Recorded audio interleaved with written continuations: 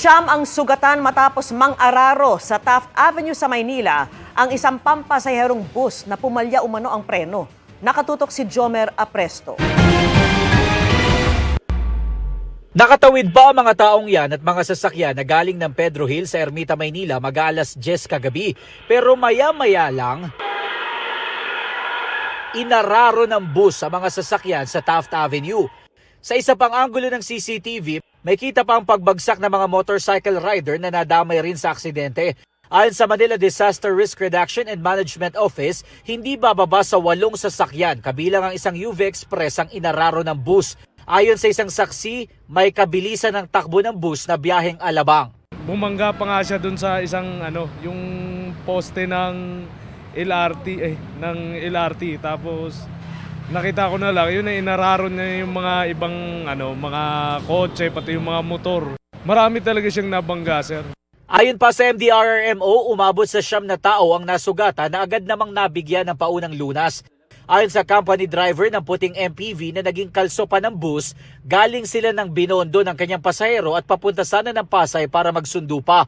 Pero nagulat na lang daw siya nang mapansin na sasakyan nila ang tumbok ng rumaragasang bus. Hindi niya nga lubos akalain na makakaligtas pa sila sa nangyari.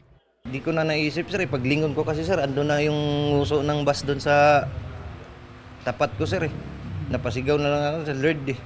Pero iniinda niya ngayon ang bukol sa ulo matapos tumama sa pinto ng sasakyan, habang ang kasama niya nasugatan sa braso dahil sa mga basag na salamin.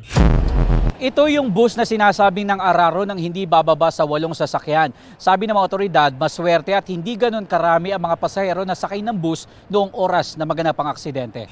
Ayon naman sa barangay, maswerte at nakatawid na noon ang mga tao sa pedestrian lane at hindi na nadamay pa sa aksidente. Lumalabas sa inisyal na investigasyon ng mga otoridad na nagkaroon ng problema sa preno ang bus.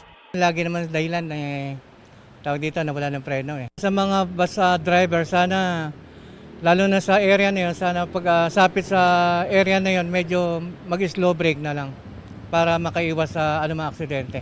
Nasa kustodiya na ng Manila District Traffic Enforcement Unit ng MPD ang driver ng bus habang gumugulong ang investigasyon. Hindi pa kami pinahihintulutan ng MDTEU na makausap ang driver ng bus. Posible siyang maharap sa reklamong reckless driving resulting to multiple physical injuries at multiple damage to property. Para sa GMA Integrated News, Jomer Apresto, nakatutok 24 oras.